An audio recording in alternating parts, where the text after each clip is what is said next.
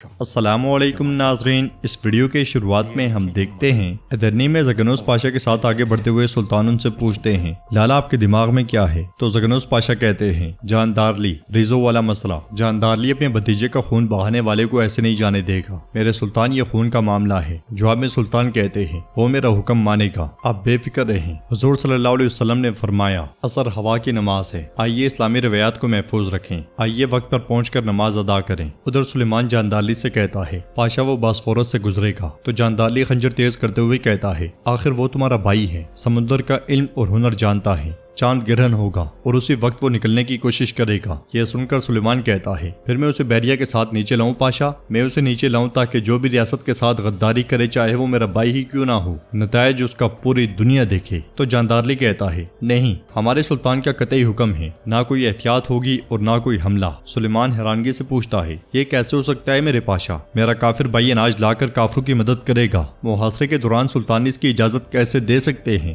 جاندارلی پھر سے کہتا ہے سلطان کا قطعی حکم ہے۔ تو سلیمان پوچھتا ہے پھر ہم کیا کریں گے؟ جواب میں جاندارلی کہتا ہے یہ خنجر استعمال ہونے کی وجہ سے پھیکا پڑ گیا ہے، اب یہ اور بھی تیز ہو جائے گا، میری آنکھیں اب اور بھی تیز ہوں گی، حکم بھی، غدار بھی اور کافر کو بھی کاٹیں گے۔ یہ عثمانی ریاست کا مسئلہ نہیں ہے، اب یہ ایک جاندارلی کا مسئلہ ہے۔ حکم کے خلاف جانے پر سلیمان تھوڑا پریشان دکھائی دیتا ہے۔ کرامان میں کمرے میں داخل ہوتے ساتھ ہی خسرو پاشا بستر پہ جا لیٹتا ہے۔ ایک طرف ایورانوس اغلو علی بے بیٹھے ہوتے ہیں۔ خسرو جیسے ہی لیٹتے ہیں تو اس کا بستر خون سے رنگا ہوتا ہے، اور بڑھا کے اٹھ جاتا ہے اور چلاتے ہوئے سپاہیوں سپاہیوں پکارتا ہے۔ یہ دیکھ کر علی بے کہتے ہیں تمہیں کوئی نہیں سن سکتا، چیخنا بند کرو۔ ڈرتا ہوا خسرو ان کی جانب بڑھتے ہوئے پوچھتا ہے تم کون ہو؟ تو علی بے کہتے ہیں خشکی اور سمندر کے فاتح سلطان محمد خان کا پاشا ایورانوس اغلو علی بے۔ اگلے لمحے خسرو اپنے ساتھیوں کے سر علی بے کے پاس پڑے ہوئے دیکھتا ہے۔ خوف کے مارے وہ بھاگتا ہے، مگر باہر سے علی بے کے ساتھیوں سے اندر دھکیل دیتے ہیں اور خنجر اس پر تانتے ہوئے اسے گھٹنوں کے بل بٹھا دیتے ہیں۔ علی بے خنجر لے کر اس کے پاس آتے ہیں۔ خسرو التجا کرتے ہوئے کہتا ہے برائے کرم مجھے معاف کر دیں، مگر علی بے کہتے ہیں تم اپنے خون میں غرق ہو جاؤ گے۔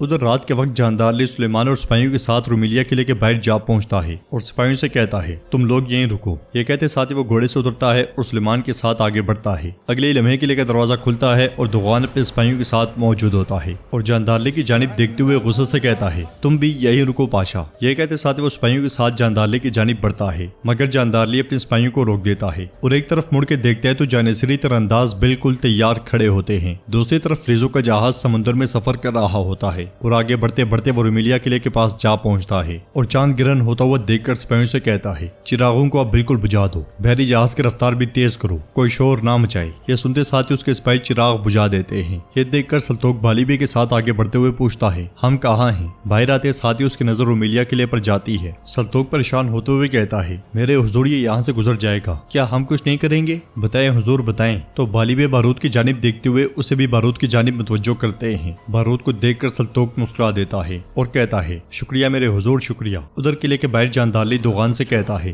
راستے سے ہٹ جاؤ دوغان۔ تو دوغان کہتا ہے ہمارے سلطان محمد خان کا سخت حکم ہے کہ کوئی اندر داخل نہیں ہوگا، آپ پیچھے ہٹ جاؤ پاشا۔ مگر جاندارلی اور اس کے ساتھی آگے بڑھتے ہیں۔ جاندارلی اس سے کہتا ہے کچھ ہی دیر میں کافر ریزو اپنے اناج کے ساتھ اپنائیں کو پار کرے گا، وہ یہ اناج قسطنطنیہ لے کر جا رہا ہے، ہٹ جاؤ تاکہ میں اسے روک سکوں۔ مگر دوغان نہیں ہٹتا تو جاندارلی کہتا ہے میں جان لینے آیا ہوں دوغان، اگر تم میں سے کوئی اپنی جان دینا نہیں چاہتا تو راستے سے ہٹ جاؤ۔ جواب میں دوغان کہتا ہے ہم اپنی جان دینے کے لیے جیتے ہیں پاشا، اور یہ آپ مجھ سے بہتر جانتے ہیں۔ جاندارلی کہتا ہے اپنی جان دینے والا میرا بھتیجا خیر الدین تھا، مگر دوغان کہتا ہے میں صرف حکم پر عمل کرتا ہوں خلیل پاشا، ہمارے سلطان جو بھی حکم دیں گے اسی پہ عمل کروں گا۔ یہ سن کر جاندارلی کو بہت غصہ آتا ہے اور وہ کہتا ہے پھر تم نے میرے لیے کوئی چارہ نہیں چھوڑا۔ جاندارلی کے ہاتھ تلوار پہ جاتے ساتھ ہی وہاں موجود ہر شخص تلواریں بے نیام کر لیتا ہے اور جانشری فوج کے سپاہیوں کے تیر بھی تیار ہو جاتے ہیں، جبکہ ریزو کا جہاز بڑی خاموشی کے ساتھ رومیلیا قلعے کے پاس سے ہوتا آگے بڑھتا ہی چلا جاتا ہے۔ کچھ دیر کے بعد ریزو خوش ہوتے ہوئے کہتا ہے ہم نے پار کر لیا، ہم نے پار کر لیا۔ وہ سب بےحد خوش دکھائی دیتے ہیں اور سلطوق کہتا ہے تم کمینے آگے بڑھو۔ ادرنی میں گلشا بہت غمگین دکھائی دیتی ہے، جبکہ بایزید اپنے بھائی کو جھولا دے رہا ہوتا ہے۔ باہر گلشا سے کہتی ہے کافر کی خیانت کا ایک زخم ایک، لیکن مسلمان کا ایک زخم 1000, خاص طور پہ جب زخمی کرنے والا اپنے ہی خون سے ہو۔ یہ سن کر گلشا غصے میں اسے دیکھتی ہے تو باہر کہتی ہے مجھے ایسے مت دیکھو، کیا میں غلط کہہ رہی ہوں؟ ہم جب سام پر بھروسہ کر لیتے ہیں اور اسے منہ موڑ لیتے ہیں تو وہ سب سے پہلے آ کر آپ کو ڈستا ہے۔ تم جیسی عورت اس خاندان میں کیسے پیدا ہو گئی؟ عقل میں نہیں آتا۔ یہ سن کر گلشا اس سے کہتی ہے میرے دل میں پہلے ہی آگ لگی ہوئی ہے باہر،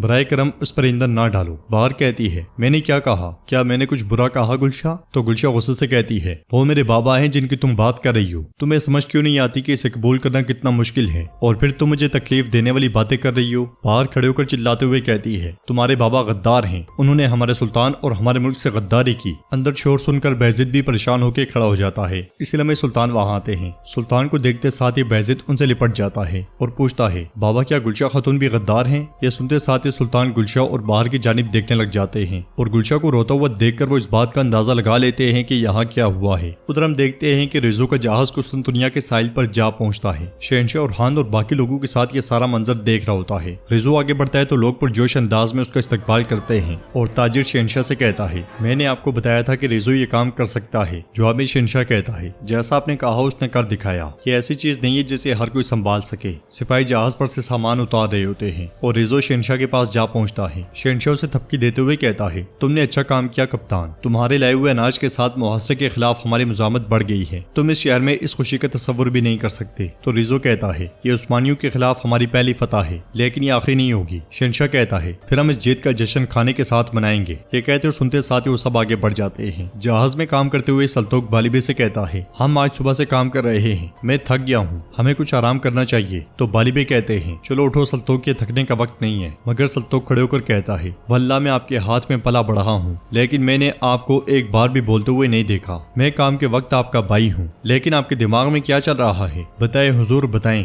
میں صبح سے بغیر رکے کام کر رہا ہوں، جب آپ نے جہاز میں مجھے بارود دکھایا تو میں نے سوچا کہ ہم اس جہاز کو اڑا کے رکھ دیں گے مگر ایسا نہیں ہوا۔ آپ کے دماغ میں کیا چل رہا ہے حضور بتائیں۔ تو بالیبے کہتے ہیں ہمیں اس مقام کا پتہ چل جائے جہاں وہ اناج جمع کرتے ہیں، پتہ چلنے کے بعد ہم اپنا فرض بخوبی سر انجام دیں گے۔ اگر ہم جہاز کو اڑا دیں تو ہمیں کیا حاصل ہوگا؟ ہم بس کچھ دانے ختم کر سکیں گے، لیکن اگر ہمیں پتہ چل جائے کہ گودام کہاں ہے تو ہم ان کی امیدوں کو 1000 ٹکڑوں میں چکنا چور کر دیں گے۔ کیا تم اب سمجھ گئے؟ تو سلطوق خوش ہوتے ہوئے کہتا ہے واللہ کیا بات ہے حضور، میں اب سمجھ گیا ہوں کہ آپ کا مقصد کیا ہے، اللہ راضی ہو حضور۔ پھر بالیبے کہتے ہیں چلو مزید کام کرتے ہیں، مگر سلطوق پھر سے انہیں روکتے ہوئے کہتا ہے حضور ایک اور بات ہے، میں بھوکا ہوں، اللہ کا واسطہ ہے پہلے کچھ کھا لیتے ہیں، آپ بھی کچھ کھا لیں۔ یہ کہتے ساتھ ہی وہ زبردستی بالیبے کو لے کر آگے بڑھ جاتا ہے۔ تو ناظرین اس کے ساتھ یہ ایپیسوڈ بھی اختتام پذیر ہوتی ہے۔ اگر آپ کو ویڈیو پسند آئے تو ویڈیو کو لائک کریں، چینل کو سبسکرائب کریں اور بیل آئیکن پر لازمی سے کلک کر دیں۔ انشاءاللہ ملتے ہیں نیکسٹ ویڈیو میں، تب تک کے لیے رکھیں اپنا اور اپنوں کا بہت زیادہ خیال۔ اللہ نگہبان۔